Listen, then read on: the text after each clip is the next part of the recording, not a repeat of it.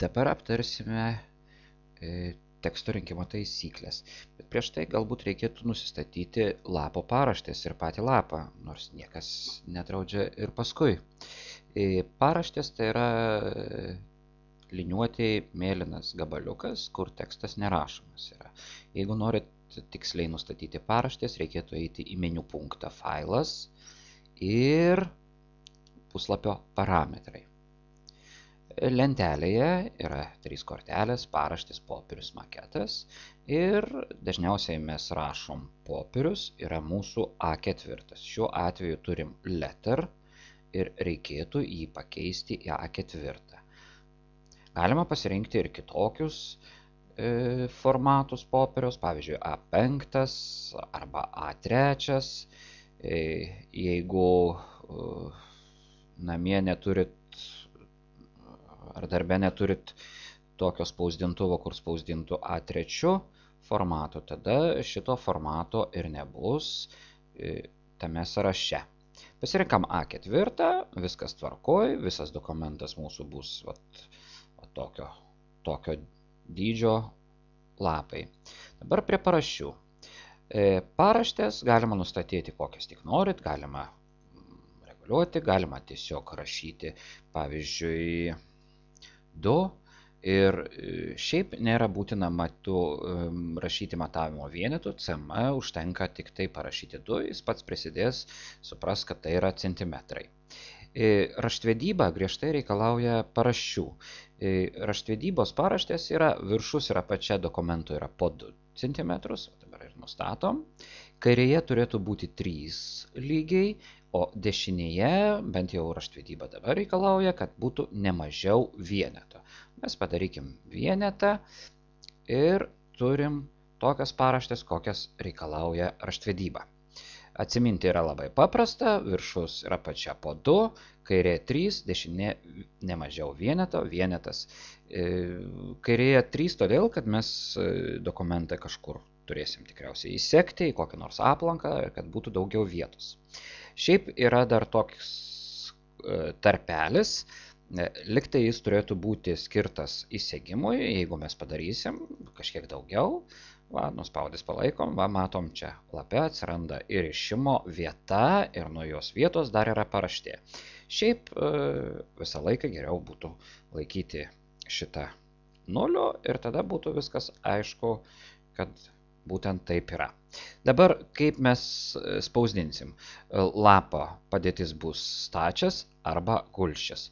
Kol kas tai yra taikoma visam dokumentui, paskui gal sužinosim, kaip vienam dokumente galima pavartyti lapus iš gulsčio į stačią, iš stačio į gulsčią ir panašiai.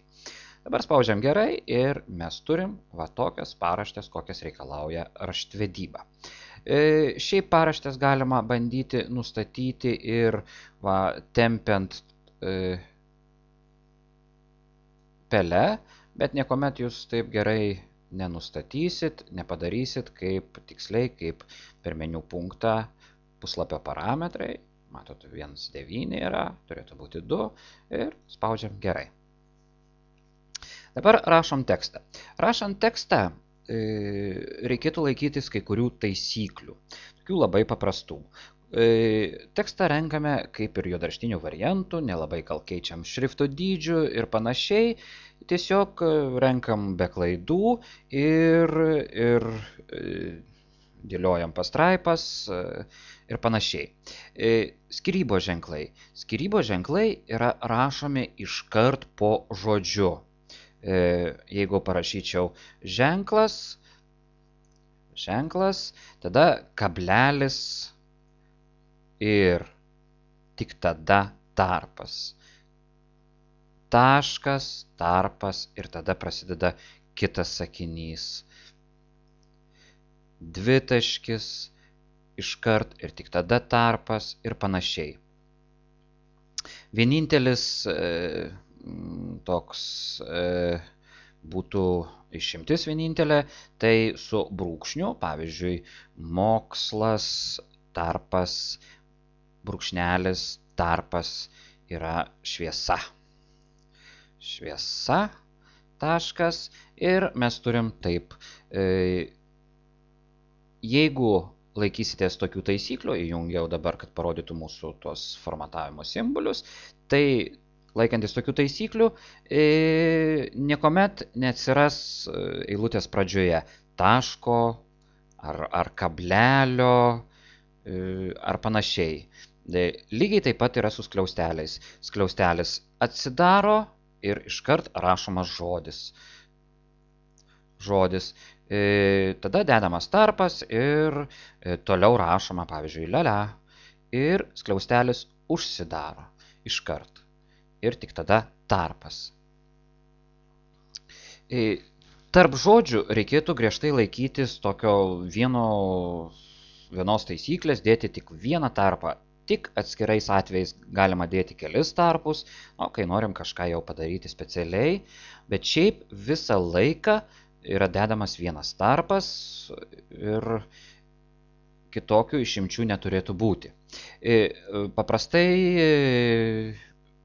nauja pastraipa, pirma eilutė yra atitraukiama nuo krašto, tada galima įvairiai atitraukti nuo krašto, bet paprasčiausiai būtų spausti tab klavišą ir toliau galime rašyti visą pastraipą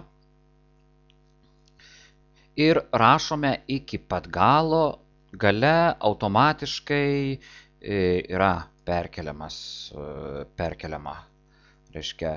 kažką prirašysiu nesąmoningo, automatiškai yra keliama į kitą eilutę ir tik tada, kai pastraipa baigėsi, galima spausti Enter ir vėl pradėti naują pastraipą. Tiek būtų apie teksto rinkimo taisyklės. Dabar mes rašome kažkokiu šriftu, tikriausiai visi jau žino, kad dažnas tas šriftas yra Times New Roman, dydis yra 12 ir paprastas yra rinkimas. Šiaip ir nereikėtų kažko specialaus daryti, rašant tekstą. Parašius tekstą galima tą tekstą pasižymėti ir formatuoti, gražinti.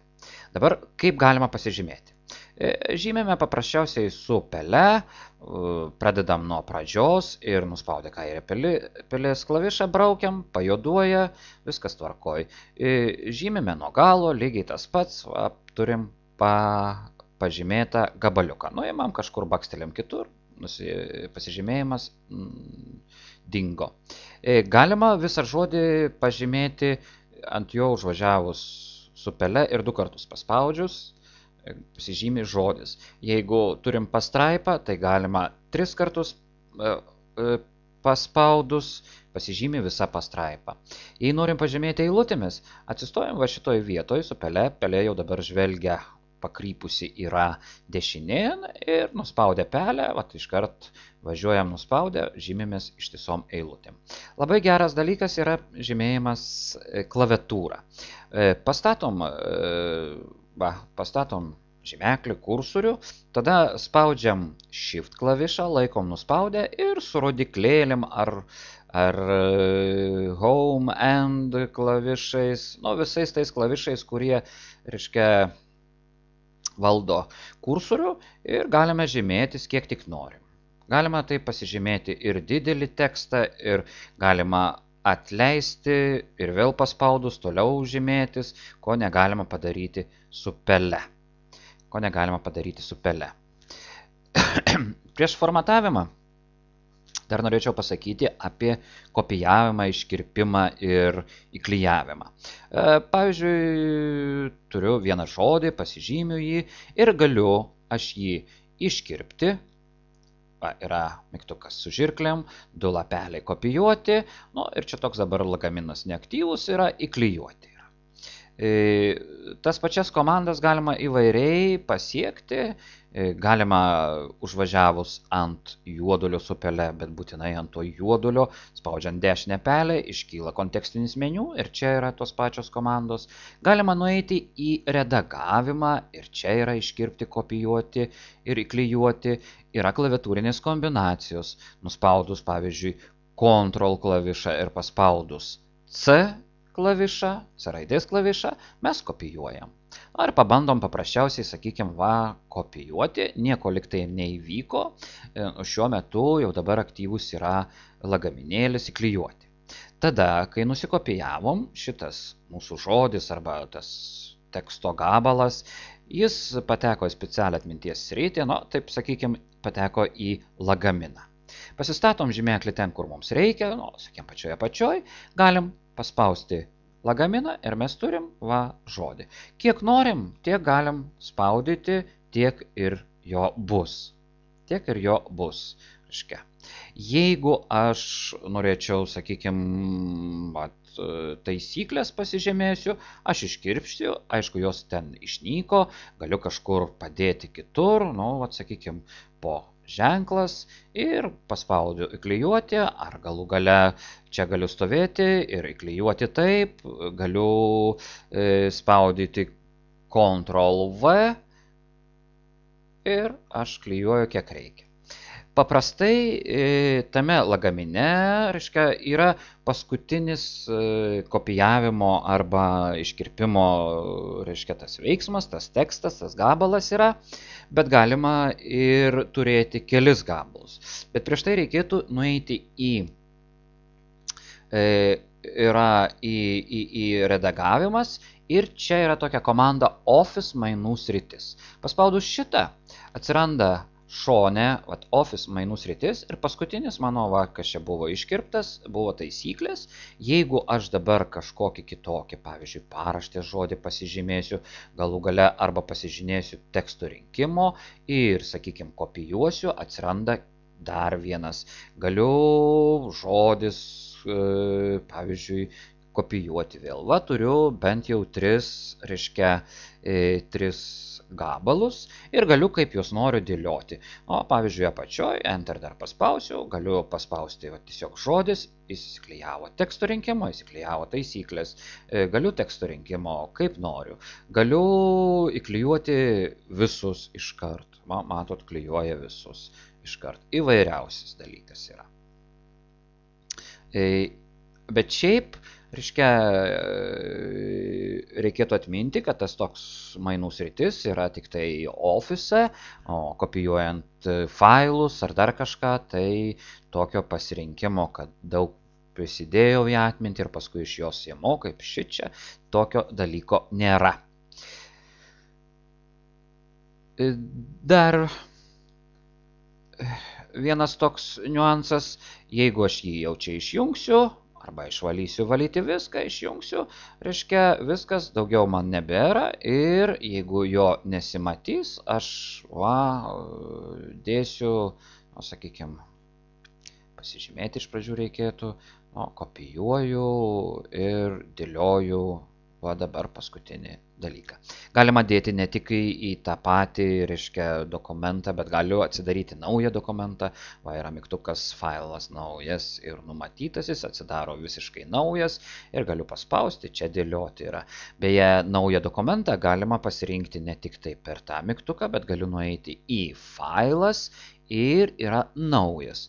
Šiuo atveju atsiranda naujo dokumento tokius meniu ir kokį aš noriu dokumentą pasirinkti. Čia yra įvairūs šablonai. Tai yra tuščio dokumento šablonas ir jis padaro visiškai tuščią dokumentą, toks koks jis yra numatytas šablone. Gerai, grįžtu prie savo dokumentų, kur prisirašęs esu. Tiek būtų apie kopijavimą, iškirpimą ir įklijavimą. Dabar apie, patį šriftą. Jeigu aš, sakykime, pasižymėsiu žodį teksto, tai aš jam galiu pakeisti šriftą. Yra visokiausi šriftai ir čia matosi tokie, taip jie yra surašyti, kaip jie iš tikrųjų atrodo. Dabar reikėtų skirti kelis galbūt šriftus. Pavyzdžiui, yra toks Arial šriftas ir galiu aš jį truputėlį padidinti, galiu toliau suteikti įvairius jam tokius efektus arba savybės. Tai yra, galiu jį paryškinti, Jis tampa toks ryškesnis, riebesnis tas žodis, galiu atspausti, vėl bus, galiu padaryti pasvirą, lietuviškai dar kartais sakoma ir kursyvas, atspaudžiu, galiu pabraukti, toks yra pabrauktas. Yra keli, dabar paimsiu ir, reiškia, pažymėsiu vieną ir visus padarysiu čia 26, tai Times New Roman, čia padarykim Arial irgi 26 ir dar vieną tekstą pasiimkim, pasidarykim Courier, į abėcėlės tvarkas surašyti yra. Atsiminti reikia dar vieną tokią dalyką, kad ne visi tekstai turi lietuviškas raides. Gali būti jis gražus, bet EŽ bus kažkokia negraži arba išvis nerašys teisingos raidės. Courier New šriftas ir vėl padarau 26. Dabar truputėlį gal padidinsiu vaizdą, kad matytųsi ir atkreipkite dėmesį, kad Times New Roman yra labai gražus, jis yra proporcingas, pavyzdžiui, ten kokia nors T raidė užima mažiau vietos negu O. Dar jis yra su tokiais užkirtimais, S raidė yra linija plonesnė, storesnė ir taip toliau.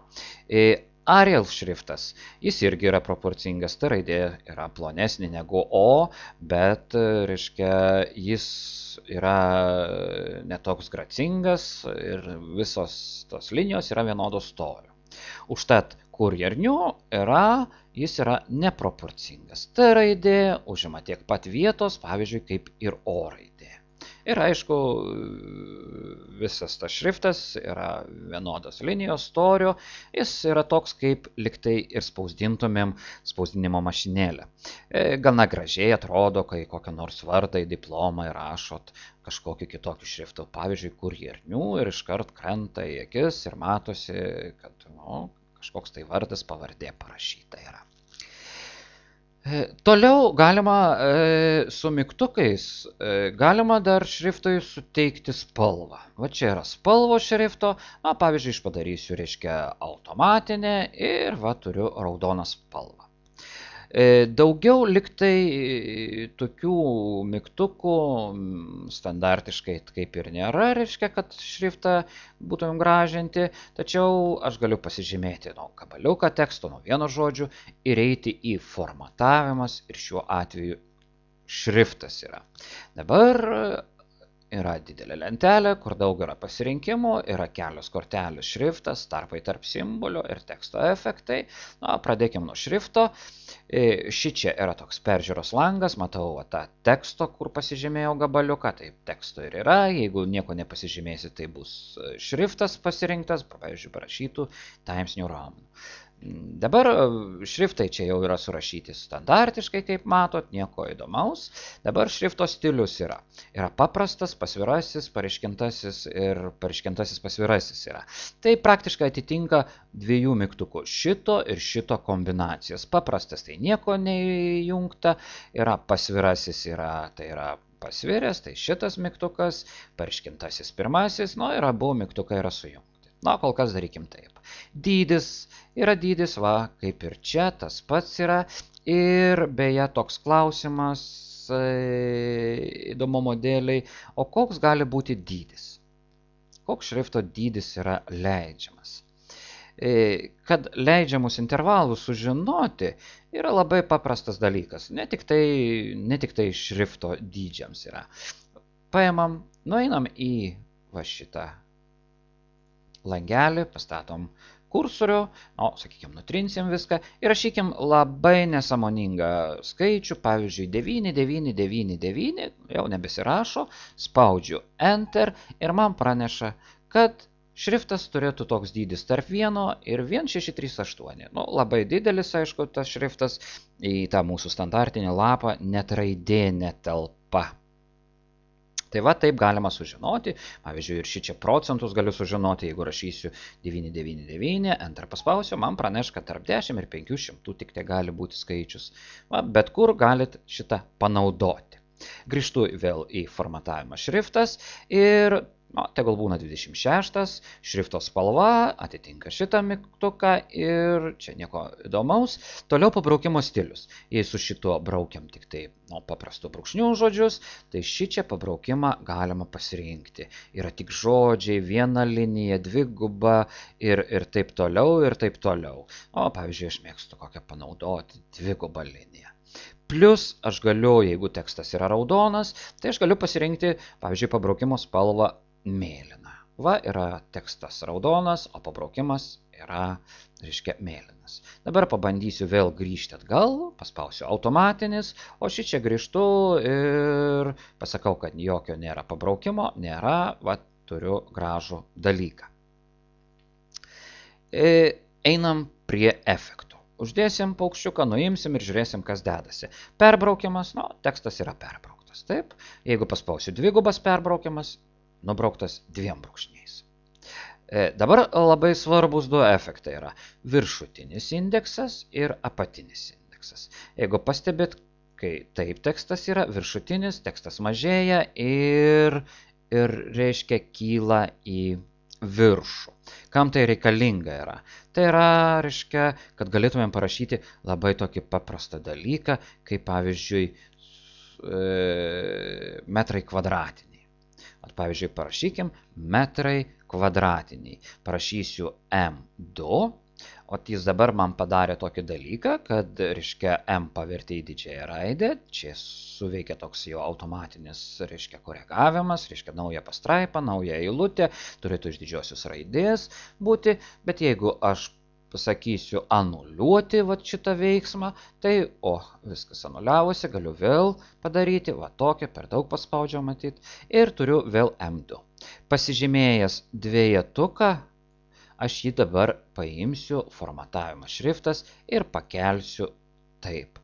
Ir turiu M2, tiksliau M kvadratu yra. Ir dabar, jeigu aš toliau rašyčiau, tai man viskas rašytųsi, kaip matot, viršuje.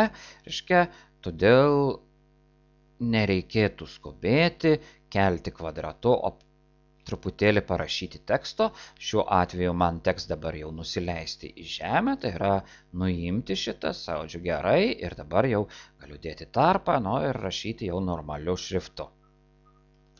Pavyzdžiui, kitas dalykas būtų K indeksas 1, ir dabar dėsiu tarpelį ir žymėsiu tik vienetuką, kad man nereikėtų jo, reiškia, grįžti atgal. Apatinis indeksas. Gerai, ir aš turiu tokį dalyką.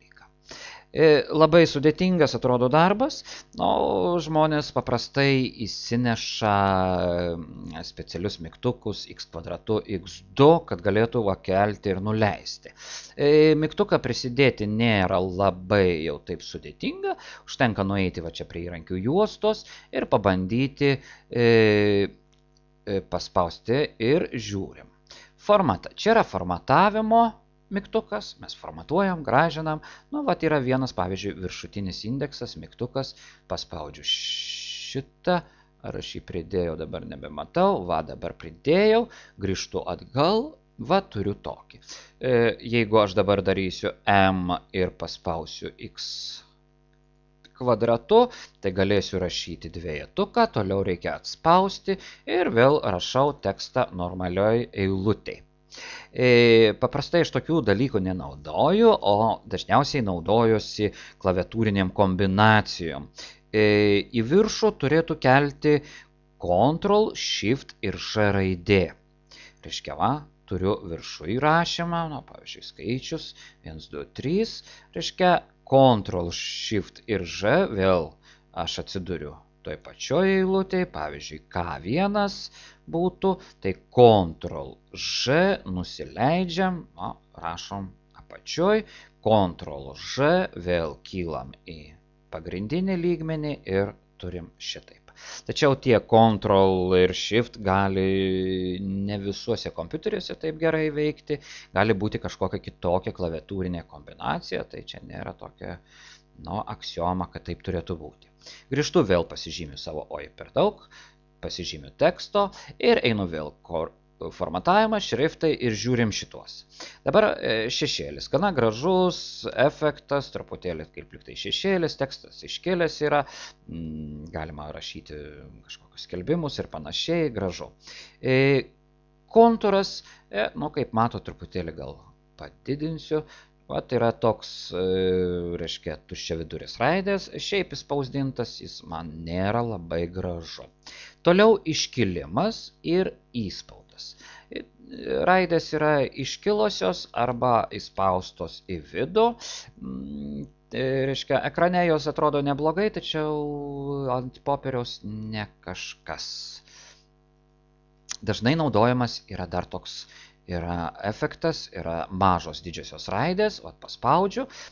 Čia nelabai gražiai atrodo, todėl grįžtam į dokumentą, spaudžiu gerai ir mes turim žodį teksto. Dabar visos raidės yra didžiųjų veislės, visos didžiųjų yra, tik tai buvo teksto didžioji raidė, tai yra truputėlį didesnė negu visos kitos. Irgi gražu, reiškia, viskas galima naudoti ir kažkokiuose pagražinimuose. Visos didžiosios raidės, tai yra liktai būtumėm rašę, reiškia, įsijungę caps lock'ą ar shift'ą nuspaudę, reiškia, viskas gerai, tačiau gali būti atsitikti tokia šunybė, kai jūs kažkas nustato jums šitą, reiškia, būtent šitą efektą ir jūs nežinodami bandot rašyti ar toliau, ar kažkaip, reiškia, į tą vietą rašyti, o ten staiga rašosi visada didžiosiom raidėm, kaip jūs bespaudytumėt, ar taip, ar kitaip, reiškia, caps lock'ą, shift'ą visą laiką bus didžiosios.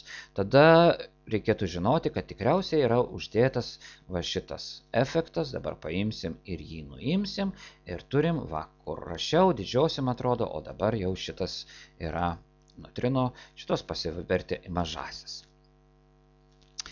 Dar vienas daugiau toks eksotinis dalykas, paslėptas tekstas, nieko neįvyko, dabar liktai toks pabraukimas yra, tas tekstas matomas tik tada, kai įjungtas yra rodyti slėpti mygtukas, aš jį išjungiau, mes nematom, vėl įjungiau, vėl matom, reiškia, nelabai čia dokumente galbūt ir naudojamas. Tiek būtų apie tuos. Tarpai tarp simbolių yra. Kita kortelė, reiškia, kažkaip mes tuos simbolius retinam, plečiam, tempiam ir taip toliau yra. Mastelis, reiškia, retai naudojamas, jeigu aš padarysiu 200, mano tekstas liktai toks yra išplėstas, ištemptas, deformuotas. Tai nėra didintas ir taip toliau, jis kažkokiu būdu tai deformuojamas. Reikėtų žinoti, kad standartiškai yra 100 ir čia turėtų būti 100. Dabar svarbus yra šitas momentas tarpai. Gali būti įprastasis, išplėstas, sutrauktas. Aš anksčiau vietoj išplėsto vadindavau praretintas yra. Paimkim išplėstas vienas, reiškia dabar aš padarysiu daugiau, kad būtų matoma realiai, kaip čia darosi. Reiškia, turim tarpai tarp raidžių yra didesni. Nereikia mums jokių specialiai tarpų renkant, rinkti ir taip toliau. Kartais būna tekstas kažkoks pabrėžtas, ypač kokioj nors mokslinėje literatūroje, jis toks yra išretintas, reiškia kažkas yra padaryta kitaip. Tai šituo būdu galima padaryti. Aišku, sutrauktas tai nieko įdomaus, jis sulipa vienas ant kito raidės, irgi nelabai gal panaudosit. Standartas įprastasis yra. Dabar padėtis. Šiaip nelabai naudojama, nebent kažką jau tokio labai jau čia įdomaus darytumėt. Pabandykim pakeltas padaryti, truputėlį daugiau, kad matytųsi. Pakėliau, tai yra tas tekstas, tas gabaliukas, tas yra pakeltas tai eilutei virš kitų, reiškia, žodžių ir galima lygiai taip pat nuleisti. Reiškia, nepainioti, griežtai nepainioti teksto pakilimo su, reiškia, tais kvadratų ir tais indeksiukų rašymais. Dažnai studentai padaro taip, kad pakelia tekstą ir padaro jį ten kokią nors 8 šrifteliu ir tai yra liktai kvadratiniai metrai ar dar kažkas yra. tai nieko neturi bendro šitas, reiškia, pakeltas su, reiškia, tuo dalyku, ką mes sakėm, viršutinis indeksas, apatinis indeksas. Čia turėtų būti įprastasis. Šriftų tankinimas. Tikrai rašant dokumentus, dirbant kontoroje, ofise, jo nereikia, įdomumo dėliai galiu, reiškia, pasakyti, kad yra, pavyzdžiui, parašykim tokiu kokiu nors labai dideliu šriftu, dabar paimkim žodį didžiosiom raidėm, pavyzdžiui, avarija. O ir antrą kartą pakartosiu avarija. Ir dabar vieną pasižymim ir mes jį paimam šriftas ir sutankinam. Gerai, ir žiūrėkit, šita avarija yra trumpesnė už šitą. Kodėl? Todėl, kad čia tarp A ir V raidės yra kažkoks tai tarpelis, o dabar yra A raidė palindusi po V raidę. Šičia analogiškai. Reiškia, yra kažkokios simbolio poros, kurios gali stovėti arčiau viena kitos ir tai yra tas vadinamas tankinimas. Grįžtu savo teksto ir, reiškia, paskutinis iš šriftų yra teksto efektai. Na, va čia pakeltas mano liko.